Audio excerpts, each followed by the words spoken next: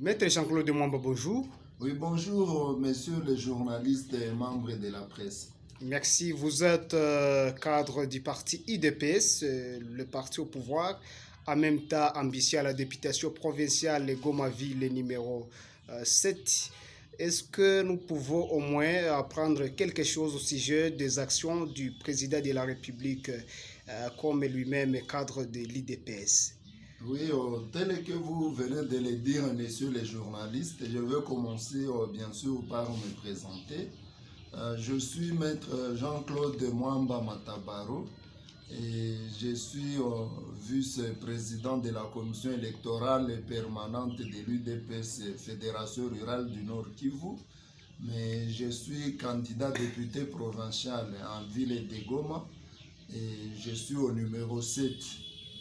Et moi, comme combattant de l'IDPS, je ne dois que vanter les actions qui ont été salutaires au peuple congolais pendant le règne que Tshisekedi est en train de faire actuellement en RDC. Tshisekedi en tant que le premier combattant de l'IDPS actuellement.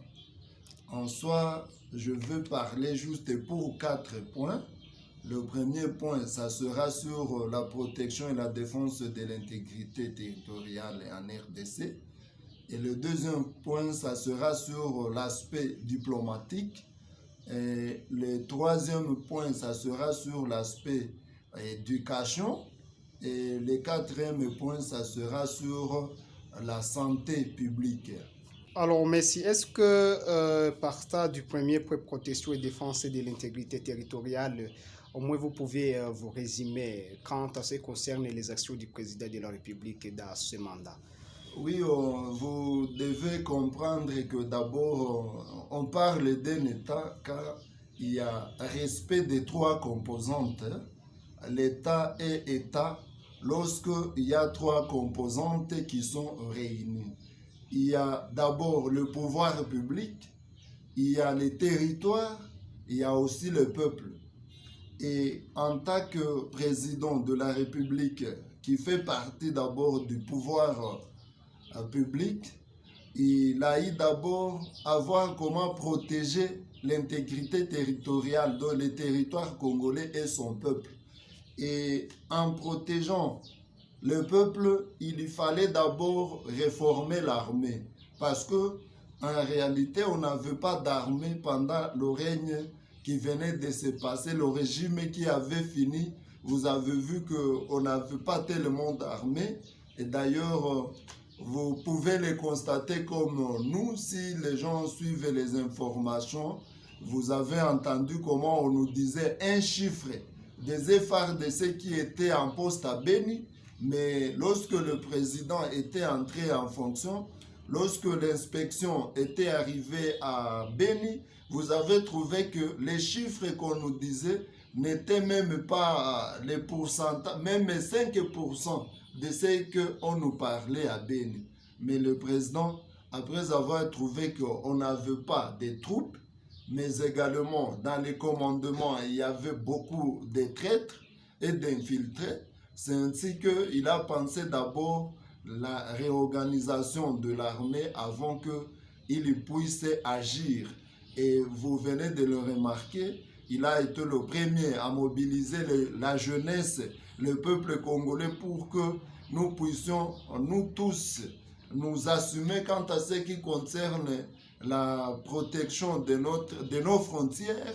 Et 40 000 jeunes ont suivi l'appel du chef de l'État et ils viennent de finir avec la formation.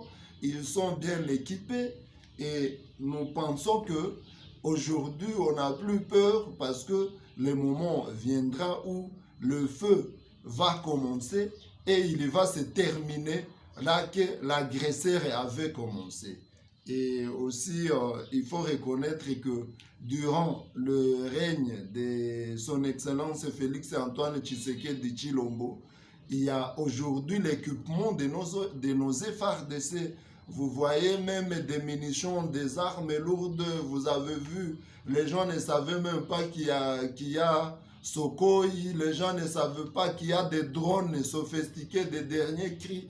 Donc avec le président Fachi Beto qui est déterminé à protéger son territoire. Mais restant dans le même chapitre, est-ce que quand ça concerne la guerre du M23, actuellement les élections pointent à l'horizon, très bientôt nous passons aux élections, mais le M23 persiste, il y a des territoires qui ne sont pas concernés par des élections. Est-ce que le peuple de ces entités non concernées par des élections pourront au moins être convaincus surtout les actions du chef de l'État dans le cadre de la défense alors qu'il se voit être en déplacement suite à la guerre du M23?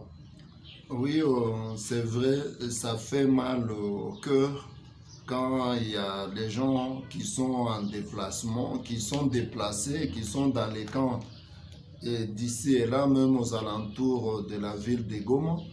Néanmoins, le président tel que je venais de le dire, il est en train de se préparer conséquemment pour que demain, il puisse se mettre hors l'état de nuire et que tous ces terroristes vont prendre les poudres d'escampette et les populations vont rentrer dans leurs biens et l'organisation de l'enrôlement va s'en suivre et les élections vont s'en suivre.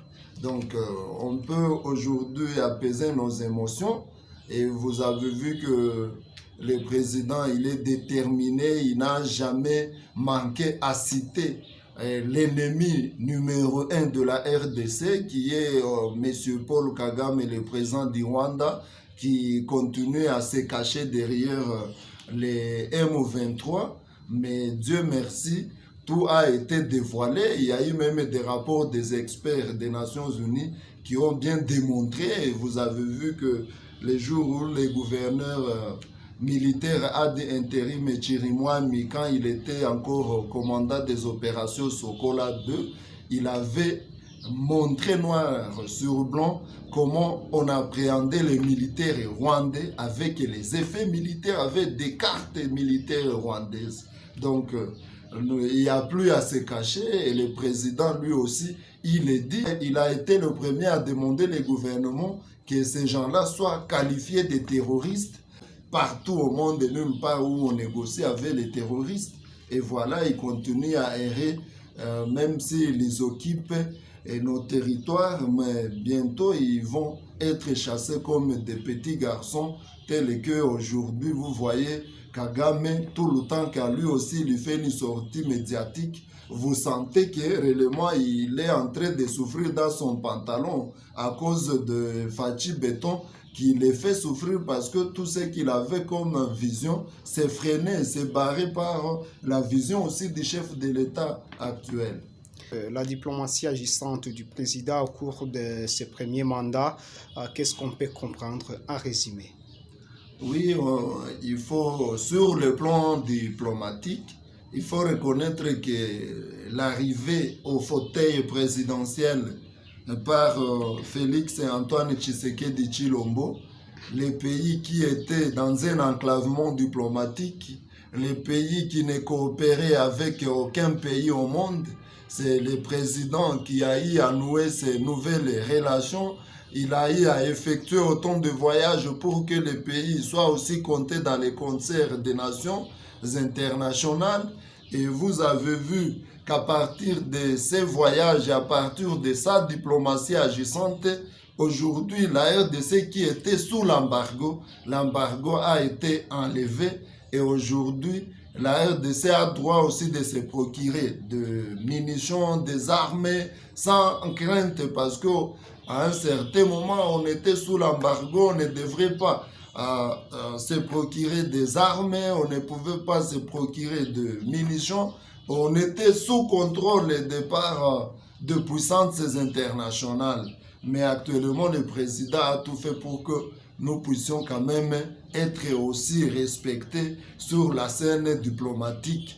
Et aussi, vous avez vu lors du dernier sommet des Nations Unies, les États-Unis qui sont actuellement comme parents du Rwanda, ils ont dit qu'ils rompent La coopération militaire avec le Rwanda, ça aussi c'est un pas, ce n'est pas venu de n'importe où, ce n'était pas tombé du ciel, mais c'est parce qu'il y a eu une diplomatie agissante du président qui a eu à faire à ce que quand même nous puissions aussi nous respecter, parce que les États-Unis aussi étaient d'une manière ou d'une autre pointés des doigts, parce que Kagame n'a pas de force pour faire la guerre à la RDC, mais c'est ses parrains qui sont les États-Unis et l'Union européenne.